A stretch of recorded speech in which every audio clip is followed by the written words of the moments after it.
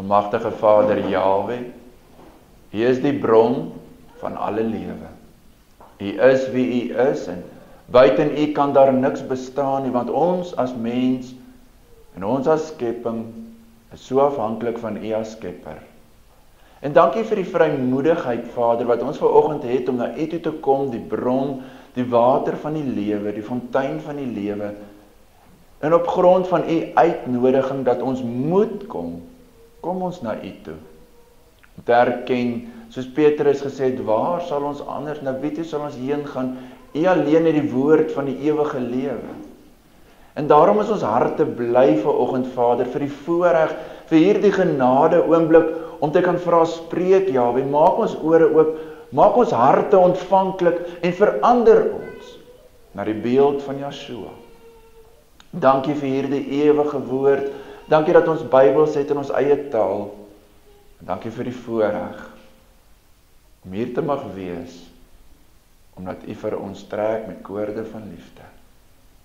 Laat nou die woorde van my mond en die oordeenking van my hart, en ook elkeen van ons gedagtes welbehaaglik wees voor U aangesig, Jahwe ons rots en verlosser, Yeshua Messia. Amen. Jy kan die sitplekke inneem, baie dankie.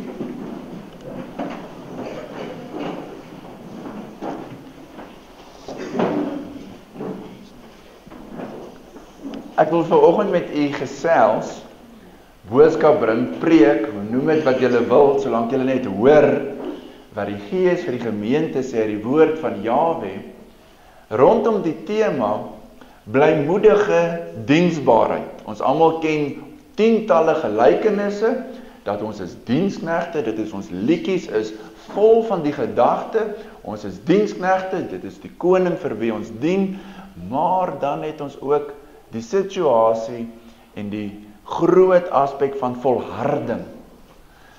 Want mens word moeg. En na verloop van tyd gebeur daar dinge wat 'n invloed het. En daarom is dit vir my 'n persoonlike saak as ek hier by Kuruman kuier, om vir die wat ek baie goed ken en die wat ek dalk nie goed ken nie, 'n woord van bemoediging, 'n woord van opwekking, 'n woord van kom huis van Jakob, laat ons wandel in die lig van Jahwe. Laat ons die slap hande en die knieë wat moeg word, laat ons mekaar se hande vat. Nou is die belangrike deel, dat ons nie vir mekaar leefwoordjies, dat ons nie vir mekaar sê, in 'n opdrag wat nie skriftuurlik gegrond is nie, wat ons net sê, ag, daar kom beter daar, môre sal die son weer skyn. Dit is wat die gemeente van Jahwe onderskei van die wêreldse positiewe sprekers. Daardie sprekers wat mense inspireer met menswoorde. Ons hoop is gegrond op die onverganklike woord van Jahwe. En die Gees van Jahwe getuig saam en roep in ons harte uit, kom gou koning Yeshua. Hy kom. En daarom wil ek met u bietjie gesels. En wat belangrik is ons as mense het voorbeelde nodig. Want jy volg voorbeeld. Maar daarna moet jy nie net volg sonder insig nie. Jy moet begrip hê en die beginsel raak sien, sodat dit jy in jou eie lewe kan toepas. So ons gaan na die Ou Testament en ons kry in 1 Kronieke een van die mooiste gebeurtenisse en tye in Israel se lewe. Daar met die bou van die tempel. 1 Kronieke 29. En ons gaan kyk na blymoedige en vrywillige diensbaarheid. En ons kan van die begin af die parallelle trek.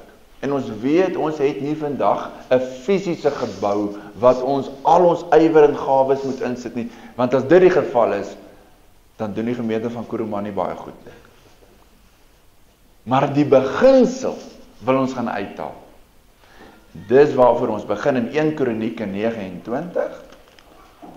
En ek sê weer, as hierdie gedeelte nie jou hart warm maak nie, dan verstaan jy of nie Afrikaans nie, of iewerste is daar fout, maar hierdie is een van die mooiste tye in Israel se geskiedenis. Wel, dit was vir Dawid 'n hoogtepunt in sy lewe. En julle weet dat Dawid het geweldige hoogtepunte en laagtepunte gehad. Maar hierdie was 'n besonderse hoogtepunt. 1 Kronieke 29 en die opskrifie is vrywillige offers vir die tempel.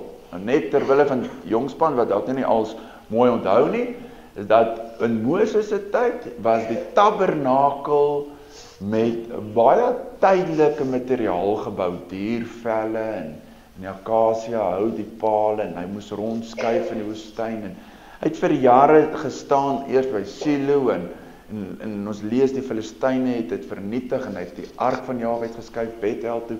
Dit is baie tydelike op en af, maar dan openbaar Jahwe aan Dawid, maar jy moet my huis in Jerusalem bou. En is Dawid se begeerte om dit te doen, maar Jahwe sê vir Dawid, jy sal dit nie doen nie, jou seun sal dit doen. Maar Dawid kon daarom al die materiaal bymekaar maak. Baie keer dink ons dit was Salomo wat al hierdie goud en silwer. Gaan lees mooi nou hierdie gedeelte saam met my 1 Kronieke 29. Dat dit was Dawid wat alles bymekaar gemaak het. Nou kom ons lees dit. 1 Kronieke 29 vanaf vers 1. Verder het koning Dawid, en onthou dis nou aan die einde van sy lewe, aan die hele vergadering gesê in Israel, my seun Salomo, die een wat God verkies het, is jonk en teer, en die werk is groot. Want nie vir 'n mens is die paleis nie, maar vir Jahwe, almagtig Elohim. En uit al my krag het ek gereed gelê vir die huis van my God, goud vir die goue, silwer vir die silwer, en koper vir die koper, yster vir die yster, en hout vir die houtwerke, onyxstene en stene om in te lê, swart en veelkleurige stene, en allerhande kosbare stene, en marmerstene in menigte. Bovendien, omdat ek behaag het in die huis van my God, besit ek persoonlike goud en silwer, dit gee ek aan die huis van my God, bo en behalwe alles wat ek vir die huis van die heiligdom in gereedheid gebring het. 3000 talente goud, uit goud van Ofer, en 7000 talente gelouterde silwer, om daarmee die mure van die geboue oor te trek. Goud vir die goue, en silwer vir die silwervoorwerpe, en vir al die werk van die kunstenaars hand, wie bied hom dan vandag gewillig aan, om sy hand te vul vir 'n offer aan Jahwe. Toe het vrywillig gegee, die familieowerstes en die stamowerstes van Israel, en die owerstes oor 1000 en oor 100, en ook die owerstes oor die diens van die koning, en hulle het gegee vir die diens van die huis van God, aan goud 5000 talente en 10.000 darieke, en aan silwer 10.000 talente, en aan koper 18.000 talente, en aan yster 100.000 talente. En by wie edelgesteentes gevind is, hulle het dit gegee vir die skat van die huis van Jahwe, onder toesig van Jehiel die Gersoniet. Gerson is die seun van Levi, hy was 'n Leviet, hy was 'n priester. Nou, baie belangrik, vers 9. En die volk was bly oor hulle gewilligheid. Want met 'n volkome hart het hulle vrywillig aan Jahwe gegee. En ook koning Dawid was baie bly. Baie bly. En nou volg die gedeelte, en ek sien die koppe gaan op, want ons nou klaar gelees. Nee, kom ons lees die gebed van Dawid. Want dit wat hier gebeur het, is die menshandeling. Maar Jahwe werk in ons om te wil, sowel as om te werk na sy welbehae. En in die volgende gedeelte openbaar Dawid in sy gebed, dis eintlik Jahwe, wat in die mens, in hierdie Israeliete gewerk het, om dit te kon doen. En dit is die gevolg van wanneer Jahwe werk, daar's blydskap, daar's gewilligheid, daar's vrywilligheid. Maar nou is dit belangrik dat ons as gemeente nooit na die gawe kyk en die gewer van die gawe mis nie, want dan beland in Romeine 1, die skepsel word vereer bo die skepper, en dis totale vernietiging. Jou gawes is jou grootste gevaar, as jy nie die gewer bly in oog hou, die oog op hom gerig hou. Nou kyk mooi hoe Dawid nou deur die Heilige Gees aan Jahwe hierdie offer wat na hom toe kom weer toewy. Nooit vir homself hou nie. Onthou bandgoed, jy mag nooit bandgoed vir jouself hou nie. Hier was nie bandgoed, hier was 'n offer, maar jy mag nooit gawes vir jouself hou nie. Dit moet na Jahwe toe terugkom. Ons lees saam, vers 10. En Dawid het Jahwe geloof, voor die oë van die hele vergadering, en Dawid het gesê, U sy geloof, Jahwe God van ons Vader, Israel, van ewigheid tot ewigheid. Aan U, Jahwe, kom toe die grootheid, en die mag, en die heerlikheid, en die roem, en die majesteit, en ja, alles, in hemel en op aarde. Aan U, Jahwe, kom toe die koningskap, en die selfverhooging as hoof oor alles. En die rykdom, en die eer kom van U. En U heers oor alles, en in U hand is krag en mag, en in U hand is dit om alles groot en sterk te maak. En nou onse God, ons loof U, en ons prys U heerlike naam. Want wie is ek tog? En wat is my volk, dat ons in staat sou wees, om sulke vrywillige gawes te skenk? Want dit kom alles van U, en uit U hand het ons dit aan U gegee. Want ons is vreemdelinge en bywoners voor U aangesig, soos al ons vaders. Ons daar op die aarde is soos 'n skaduwee, en daar is geen verwagting nie. Jahwe onse God, hierdie ganse rykdom, wat ons berei het om vir U heilige naam 'n huis te bou, dit kom uit U hand, en dit behoort alles aan U. En ek weet, my God, dat U die hart toets, en behaag het in opregtheid. Ek het in die opregtheid van my hart al hierdie dinge vrywillig gegee. En nou het ek met blydskap gesien hoe U volk hier aanwesig vrywillig aan U gegee het. Jahwe, God van Abraham, Isak en Israel, ons vaders, bewaar dit vir ewig, so 'n gesindheid in die gedagtes van die hart van U volk, en rig hulle hart tot U, en gee aan my seun Salomo 'n volkome hart, om U gebooie, U getuienisse en die insettinge te hou, en om alles te doen en om die paleis te bou, wat ek voorberei het. Daarna het Dawid aan die hele vergadering gesê, loof nou Jahwe julle God. Toe het die hele vergadering Jahwe die God van hulle vaders geloof, hulle het gebuig en voor Jahwe en voor die koning neergeval. Glo jy stem met my saam, dis kosbaar. Dis samewerking. Vir eeue lank sê ons kan nie saamwerk nie, en mense word gekenmerk aan partyskap, maar hier is harte wat een doelwit gehad het. En dis om vrywillig te offer, omdat in die wysheid van Jahwe hier 'n diepe besef en oortuiging was, dat wat ons het ons ontvang, met die een uitsluitlike doel, om weer terug te gee aan Jahwe. En dit is die toets van die hart. En dit is die toets wat die mens bitter selde deurkom, net deur genade, om jou gawes, talente, skatte, alles wat jy ontvang, en ons ontvang so baie, direk weer aan Jahwe toe te wy. Dis die toets van die hart. En dis die gebed, en dit is my gebed vir Kuruman gemeente in hierdie oggend. As ons gesels, as ons praat, maar wat is hier die huis in ons tyd vandag om te doen? Die huis van Jahwe is die aanbidding van Jahwe. Dis waar die kinders van Jahwe, wat sy gemeente wat deur sy bloed vrygekoop is, hom erken, hom leer ken, tyd met hom spandeer. So wanneer ons praat oor wat is ons bates, wat is dit wat Jahwe van ons vra? Wat is dit wat ek wil u aanspoor om vrywillig te gee? Want dit is 'n spesifieke woord, blydskap. Om iets te gee sonder blydskap behaag nie Jahwe nie. Wie kan my help? Waar staan dit Jahwe die blymoedige gewer lief? Toe nie daardie vers. Paulus is daar, skryf aan die Korintiërs. Nou Korintië is in suide, nee, Griekeland, as jy nou 'n kaart iewers in die kop het, ek mis my kaartwerk.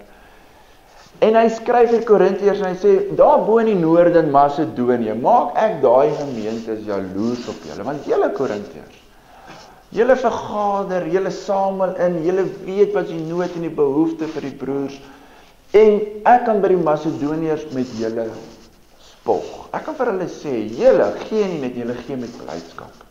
Julle gee met vrywilligheid vir wat ook al die saak is. En dan gaan dit nie spesifiek oor geld en goud nie. Dit gaan oor die vrug van vrywilligheid met blymoedigheid. En dis hoekom Paulus vir hulle skryf, laat elkeen soos hy in sy hart voorneem, nie met droefheid nie.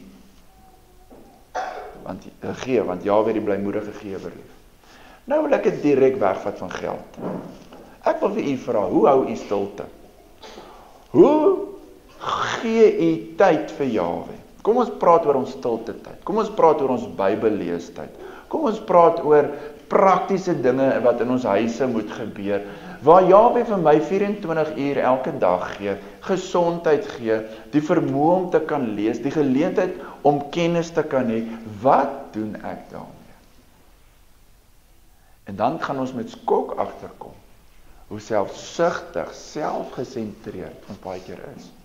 En baie keer lees ons Bybel want ons gewete pla ons. En ons doen sekere dinge, en hierdie gedeelte sê vir ons, die huis van Jahwe is opgerig deur blymoedige gewers, met vrywilligheid. Ons moet leer om te besef, om Jahwe te ken as 'n gawe, om ons Bybel te kan oopmaak en saam met die Heilige Gees iets te kan lees as 'n gawe, doen dit met blydskap.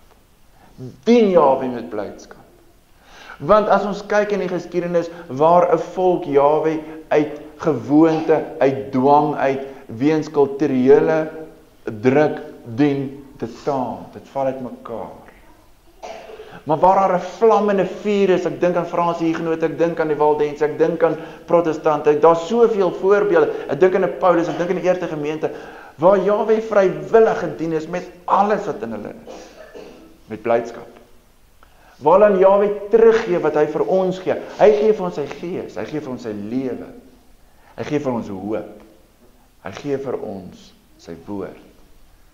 Dan vat ek daar die kosbare lewe, en ek kom na Vader toe in my gebed, ek sê, Vader, ek wil in die volgende tyd onbeperk, totdat ek weet ek het u ontmoet. Ek wil u loof en prys. Ons sit met 'n situasie waar kinders opkyk na hulle ouers en sien, om Jahwe te dien, is nie altyd 'n blymoedige saak nie. En ek wil ons met regtig na ons eie lewe kyk, en vir jouself vra, maar, is dit vir my 'n saak van blydskap om die huis van Jahwe te bou? Is dit vir my 'n saak van absolute, uitnemende, grootste vreugde, blydskap om Jahwe te aanbid? Sien hierdie parallel van die huis van Jahwe wat gebou word in 1 Kronieke 29. In 1 Petrus, en ek het nou gekwoteer en ek sê dit weer, 1 Petrus 2 vers 4, kom na hom toe die lewende steen en laat jou ingebou word. Ons is 'n geestelike huis wat geestelike offers bring. In die Ou Testament was dit maklik. Jy kon fisies jou geld en jou goud en jou koper en jou yster en wat hier genoem word gegee het. Vandag vra Vader Jahwe van ons dinge soos jou tyd, jou vermoë, jou talente. Wat se talente is daar? Daar's mense wat 'n talent het wat lekker kan gesels. Hy is spontaan. Nou vat nou daai vermoë om te kan gesels. En moenie oor verkeerde goed gesels in geselskap nie. Gesels gereeld oor Jahwe. Gebruik daai hartlikheid wat jy het om die koning te verheerlik, want hy het daai vermoë vir jou gegee om hom te verheerlik. Ek noem 'n voorbeeld. Elkeen van ons is geskape en begaafd met talente en dingetjies wat Vader Jahwe op sy kosbare manier in jou lewe geplaas het om weer terug na hom te bring. Om weer terug die huis, die koninkryk van Jahwe, sy geestelike offers te bring. Dit is so belangrik dat dit met blydskap gebeur. Dit is so belangrik dat dit met vrywilligheid gebeur. Die winter is op pad. Dit is nou moeiliker om uit die bed uit te klim 5 uur en te begin bid, of 6 uur, of 7 uur, of 8 uur, en vir jong mense 10 uur. Maar dit raak moeiliker om vrywillig dit te doen. En ons moet waak in ons lewe dat ons nie Jahwe uit dwang uit dien nie, want dit is vorm godsdiens en dit behaag hom nie. Ons leer uit sy woord uit, vrywillig. Nou is dit gevaarlik om te praat van vrye wil. Want hoe vry is daai wil? Filippense 2 sê, dis Jahwe wat in ons werk, om te wil. So wanneer ek in my lewe besef, maar Jahwe is waardig om te ontvang al die lof en die eer en die aanbidding, dan is dit selfs hy wat dit aan my openbaar. Moenie dit wegsteek of verwaarloos nie. Koester elke openbaring, elke skrif, elke belofte wat jy lees, vir Jahwe is my herder. Niks sal my ontbreek nie. Bring dit na Jahwe en sê, Vader, hier staan ek vanoggend voor u. Hierdie belofte wat u in my lewe geopenbaar het. Ek kom terug na u toe. As u skaap, as u kind, as u kudde. Om vir 'n oomblik vir die herder te sê, dankie vir wie en wat u is.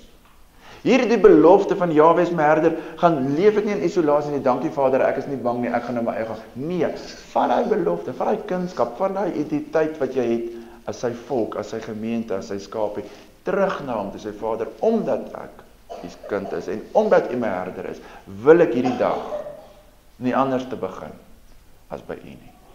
En wil ek nie hierdie dag in 'n ander spoor stap, as die spore van die herder, spore van geregtigheid nie. En wil ek aan die einde van die dag nie op 'n ander plek wees, as voor die aangesig, om terug te kyk na 'n dag, wat u gelei en voorsien en geëer het. Ondankbaarheid lei tot ongeloof en murmureer. En dit is 'n gruwel. En ek moet as gemeente blymoedige, volhardende, vrywillige offers wees.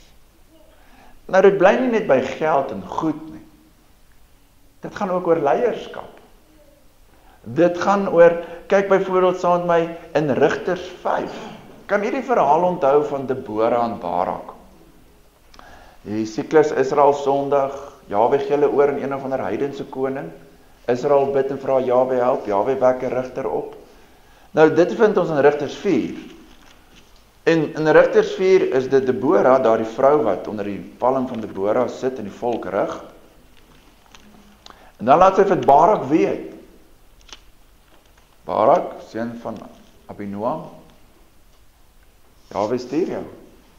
Trek uit na die berg Tabor toe, teen Sisera, die leerowerste van Jabin, die koning van die Kanaaniete.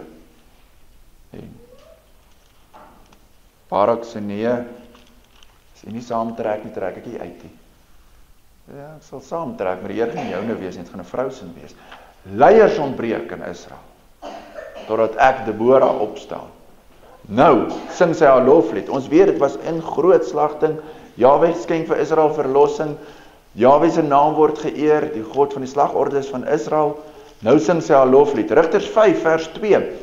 Omdat aanvoerders aangevoer het in Israel, omdat die volk hom gewillig getoon het, prys Jahwe.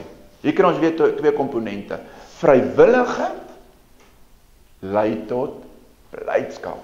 Prys Jahwe. Lees saam nou ook vers 9.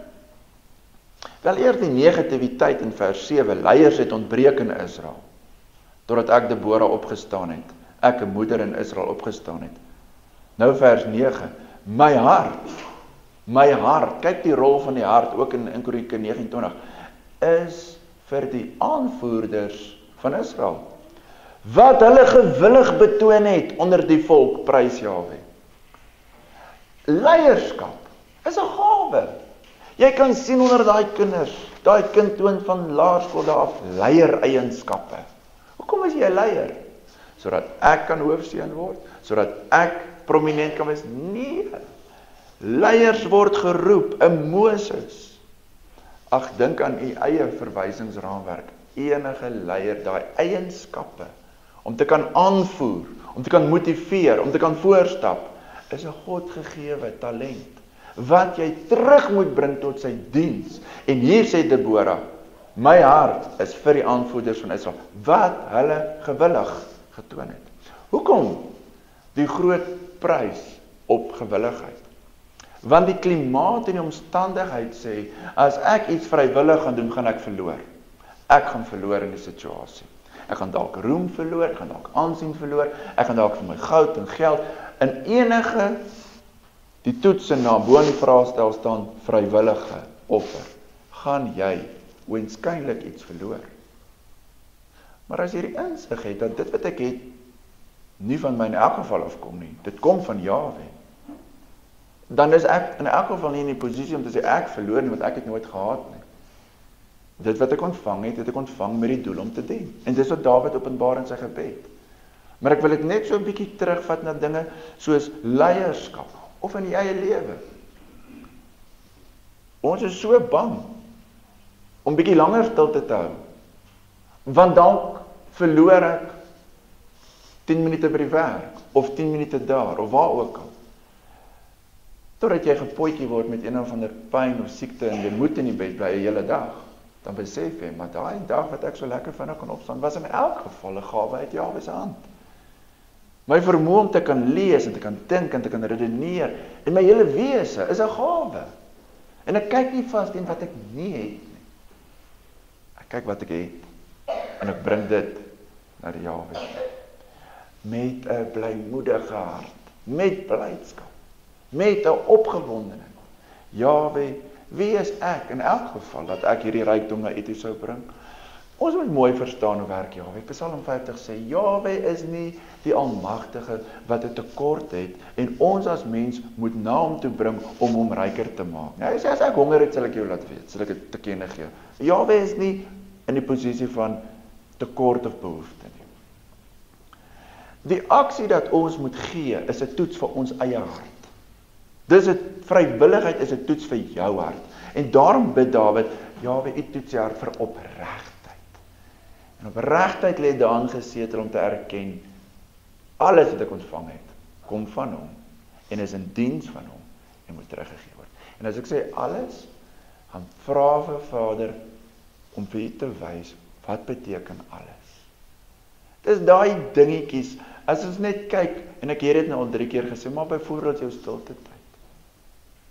Hoe dit dikwels, en ek sê dit omdat ek dit weet, hoe jy baie keer vir jouself sê, ek moet nou lees. Hierdie Psalm is te lank. Vir wie maak Psalm 119 bang? Hoekom maak jy jou bang? Want dit is lank. Nou moet ek hom deur lees. Psalm 2 terug, 117 is die kortste Psalm. Dit werk. Ons weet hierdie mensheid, hierdie korruptheid, die menslike natuur is korrup, die sonde wat wil terughou ten koste van jou eie lewe. Kan ons praat oor armes? Kan ons na die wet van Jahwe gaan, Deuteronomium? Blaai saam met my na Deuteronomium 15 toe. Dis 'n praktiese toets hierdie, maar trek hom deur na jou geestelike lewe, trek hom deur na verskeie dinge. Hierdie is 'n beginsel, die wet van Jahwe is profeties van aard. Hy sê vir jou presies hoe sondig die mens is. Hy openbaar jou, hy is 'n lig, en dan gee hy ook vir jou beginsels en toepas wat jy moet verstaan. Die gees van die wet. Deuteronomium 15. 5de boek in die Bybel. Genesis, Exodus, Levitikus, Numeri, Deuteronomium. Kyk hoe goed ken ons Vader ons. As jy 'n kind groot gemaak het en jy maak reëls in die huis, jy weet uit ervaring uit presies wat is die natuurlike neiging van 'n kind. Wie ken ons harte anders as Jahwe? Hy weet wat gebeur met 'n mens hart as jy het, as jy kry. En daarom sit hy 'n toets vir jou om te kyk wat maak jy as daar iemand oor jou pad kom wat dit nie het nie. En ek sê dit weer. Ek is nie hier om te sê hier is die collectibles, gooi. Dit gaan oor baie meer as die fisiese. Dit gaan oor tyd en leierskap, gewilligheid, barmhartigheid. Het gaan oor die gawes wat Jahwe in ons lewens werk. Nou, dit in Deuteronomium 15, kom ons lees 'n paar verse, van vers 7 tot 15, maar die fokuspunt gaan daar binne in wees, by vers 10. Maar ons lees hier van vers 7. Die opskrif is armes en slawe. As daar by jou 'n arme is, nou dit is 'n gegewe, daar gaan armes wees. Een uit jou broers, daar is baie belangrik, hierdie gaan nie oor die wêreld nie, dit gaan oor Israel. In een van jou poorte, in jou land, wat Jahwe jou God, jou sal gee, dan moet jy jou hart nie verhard, kan ek net die fokus daar plaas? Ons het nou gepraat oor blymoedige harte, gewillige harte. Hier is 'n hartsaak. Bedrieglik is die mens se hart bo alle dinge, is dit so? Jahwe moet vir ons wat gee in die nuwe verbond? Nuwe harte. Hy moet sy wet op ons harte skryf. Dis die hart wat afwyk.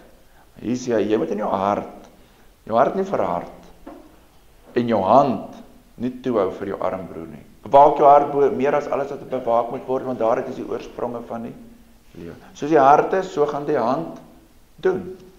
Soos die hart klop, so daarin gaan die voete stap. Bewaak jou hart. Maar jy moet vers 8 jou hand wyd oopmaak vir hom. Jy moet gewillig aan hom leen. Genoegsaam vir sy behoefte wat hom ontbreek. Neem jou in ag dat daar in jou hart geen slegte gedagtes is nie. Naamlik, die 7de jaar, die jaar van kwytskelding is naby, en jou oog dan jou armbroer skeef aankyk, en jou om niks gee nie, en hy teen jou na Jahwe roep, en dit sonde in jou word. Net terwille van verduideliking, wonderlike wet, elke 7 jaar word skuld afgeskryf. Elke 50ste jaar, grond wat uitverhuur is, gaan terug na die oorspronklike eienaar. So die volk het geweet, ons is naby die 50ste jaar, so as ek nou 1 jaar voor die 50ste jaar grond koop, dan was die koopprys baie min, want volgende jaar gaan dit in elk geval terug. Nou sê in die jaar van kwytskelding, nou sien jy maar, my broer leen nou by my geld, en volgende jaar is die jaar van kwytskelding, nou sê Jahwe dadelik, pas op dat jy in jou hart geen slegte gedagtes dink. Die wet is profeties, die mens dink sleg, dit is 'n gegewe. Dit is 'n spieël hierdie, die woord is 'n spieël. Die wet het vir Israel gesê, hoe sondig is hy, hoe verdoemenswaardig is jy. Die wet, Jahwe sê, moenie sleg dink nie, dit is onmoontlik om nie sleg te dink, in die mens, se sondige natuur. Kyk mooi, vers 10, jy moet aan hom gewillig gee. En jou hart moet nie bedroef wees as jy aan hom gee nie. Want terwille hiervan sal Jahwe jou God jou seën in al jou werk en in alles wat jou hand aanslaan. Want die arme sal in die land nie ontbreek nie, daarom gee ek jou bevel en sê, jy moet jou hand wyd oopmaak vir jou broer, vir die ellendige en die arme in jou land. Hoe ken Jahwe ons nie? Dit behoort jou so nederig te maak, dat Jahwe so mooi vir ons sê, moenie laat jou hart bedroef wees nie. Want dit is die natuurlike neiging van 'n mens om bedroef te wees as hy iets moet gee. Want hy dink hy maak homself arm. En intussen hierdie vers, terwille daarvan sal Jahwe jou seën. Hy wat sy lewe wil red, sal dit verloor. En hy wat sy lewe verloor en gee en offer, sal dit wen, sal dit red. En ons vat hierdie beginsel en ons pas dit in ons eie lewe. Hoeveel hou ons nie terug nie?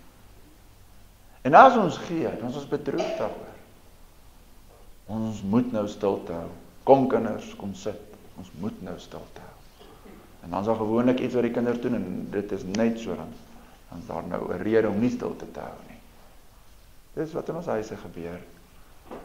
In plaas daarvan, dat ons met opgewondenheid sê, ons is so bly vir wat Jahwe als vir ons doen en gee.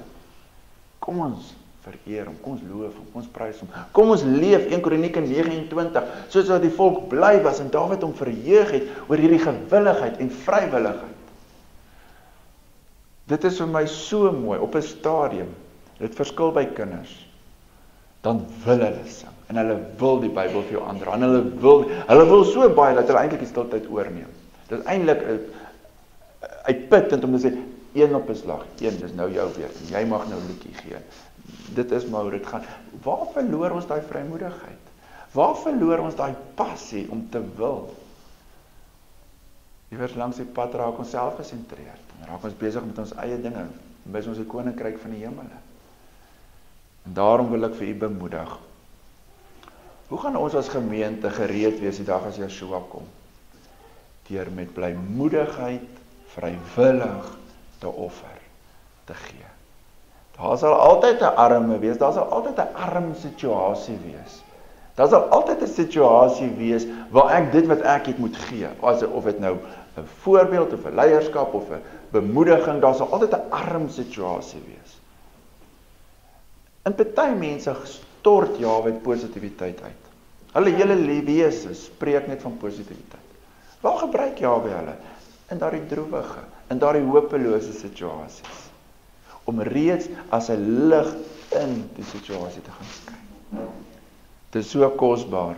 En ek wil hê ons moet daartoe blaai. Eksodus 25. Nou moet ons mooi spring, want ons spring nou baie lank terug, toe die eerste tabernakel gebou is. Kry ons dieselfde beginsel. Nou op die saak van 2 getuies staan 'n saak vas. Op die getuienis, op die Openbaring. Eksodus 25, hierso word die eerste tabernakel gebou. Plus minus 500 jaar voor Dawid, Moses se tyd. Op watter beginsel is die tabernakel gebou? Eksodus 25. Kyk jy opskrif hier daar in die Bybel. Weer hy veewoordjie, vrywillige offer, om die heiligdom op te rig. Toe het Jaweh met Moses gespreek en gesê, sê aan die kinders van Israel dat hulle aan my 'n offergawe moet bring. Hoor dit, klink dit vir soos dwang. Hoekom dwing Jaweh ons om hom te eer en verheerlik en te prys? Is dit dat hy dit nodig het? Of is dit dat hy so waardig is, dat wanneer en ek dit doen, dit die beste, dat dit ten goeie vir een vir my is? Dis terwille van onsself, dat Jaweh ons lei op die pad, wat reg is. As jy hom nie loof en prys, is dit ten koste van jou eie welsyn, dan hou jy jouself besig met nietigheid, en nietigheid is afgoderry, en afgoderry, hy wat 'n afgod aanbid, word soos die afgod, nietig. En daarom sê Jaweh, dis niks minder as reg en wonderlik en heerlik om net hom te aanbid. En dieselfde met gee, dieselfde met ywer, dieselfde met jou hart. Hy sê so mooi, sê aan die kinders van Israel vers 2, dat hulle aan my 'n offergawe moet bring, van elkeen wie se hart hom aandrywe. Ek hoop is nou duidelik. As ek het nou nog nie gesê, hierdie is 'n hartsaak. En die mens se hart is bedrieglik, en die mens wil teruggee, en die mens is bang om te gee. En hier sê Jaweh, ek het myself openbaar as die heilige wat onder julle wil woon, bou van my heiligdom. Maar dis nie net 'n kwessie van almal sal dit doen, dis wie se hart hom aandryf, want dit is 'n groot toets. Want hulle kom nou net uit Egipte uit, as slawe. En hulle was gister nog brandarm. Nie net in goed nie, maar in mag, in posisie. In alle opsigte was Israel niks in Egipte nie. Niks. Dis die geringste volk. Hier kom hulle uit Egipte uit en Jaweh sê, beroof die Egiptenaars. Vat hulle goud. En hulle is uit Egipte uit en hulle is in die woestyn en Jethro sê vir Moses, stel owerstes aan. Posisie. Daar's party mense, geld staan hom nie aan nie, maar 'n posisie. Hy kan dit nie los nie. En so word Israel skielik iets. Word vet. Die woord sê, Jesur net vet geword. Ek het al met die beste van die koring, ek het al mooi gemaak. En nou sê Jaweh, nou het jy alles, nou gee ek jou die toets. Kom bou vir my heiligdom. Gee prys, tyd, posisie, verneder jou, elkeen wie se hart om aandryf. En dis 'n kernbeginsel waarmee ek wil afsluit vir die gemeente. Wat is die essensie van gemeente wees? Wat is die dinamika van gemeente wees? Lê dit in jou kultuur? Lê dit in die gebou? Waar lê dit? Dit lê in jou hart. Hoekom? Want dis daar waar Jaweh jou besny. Dis daar waar hy vir jou in die nuwe verbond sy wet op herskryf om 'n gewillige hart. En dis Dawid se gebed en ek wil hê ons moet dit werklik waar besef, dis nie net Dawid, dis die Heilige Gees se gebed. Jaweh bewaar in hierdie volk se harte so 'n gesindheid om altyd nie net vrywillig te gee nie, maar te erken. Hy is besig met ons. Hierdie tyd op aarde is 'n toetstydperk. Die berg is die vee op 1000 heuwels is nie genoeg om Jahwe te brandoffers te verheerlik en die sedershout. Dit gaan nie oor hom dat hy tekort het. Dit gaan oor een my hart wat hierdie toets moet deurstaan. Daarom as een gemeente is, en ons almal is in 'n gemeente, waar daar behoefte is, waar daar tye is wat jy voel maar ek wil nou 'n bietjie gedien word. Bou, gee. Stel jou hart voor Jahwe as jy murmureer, as jy krities raak teenoor mekaar, as die ding moeilik raak. Stel altyd voor Jahwe jou hart, sê Vader.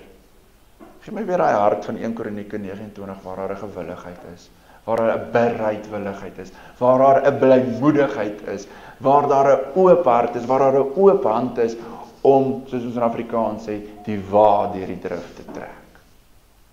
Want ons as gemeente word geroep om te volhard.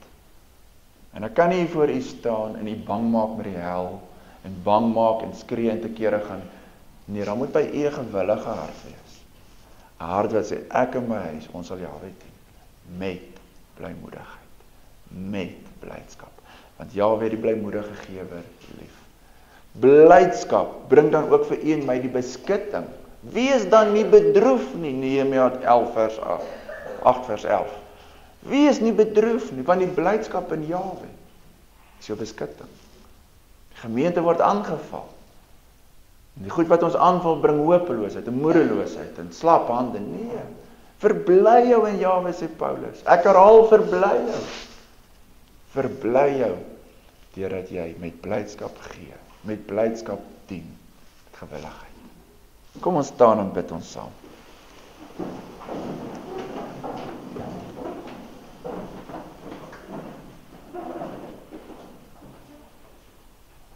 Ons almagtige Vader Jahwe, as ons vir 'n oomblik stil word en na die lewe van Yeshua kyk op aarde, dan was daar blydskap. Dan was daar 'n diepe vreugde en 'n kosbare gesindheid, om nie uit dwang die pad te stap nie, maar vir die vreugde wat hom voorgehou is, was hy getrou. Dankie dat ons vanoggend hierdie voorbeeld kan volg, om met getrouheid te dien, om op te offer.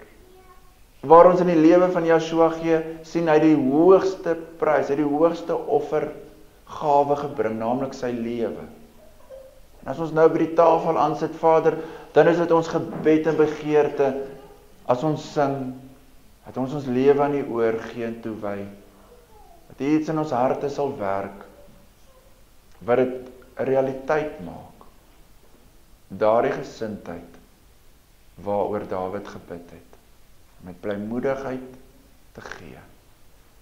Want ons Vader, alles behoort aan U, soos ons gesing het, aan die koning van die eeue, die onverderflike, onsienlike, alleenwyse God, kom toe die eer en die heerlikheid, die mag en die sterkte. Halleluja, in Yeshua se naam. Amen. Ek sluit dan die diens af met 2 Korintiërs 9 vers 7. Laat elkeen gee soos hy in sy hart voorneem. Nie met droefheid of uit dwang nie, want God het die blymoedige gewer lief. Kom ons hef die hande op. Jahwe sal ons seën en ons behoed. Jahwe sal sy aangesig oor ons laat skyn en ons genadig wees. Jahwe sal sy aangesig oor ons verhef en aan ons sy vrede gee. In Yeshua Messia deur die krag van die Heilige Gees. Amen.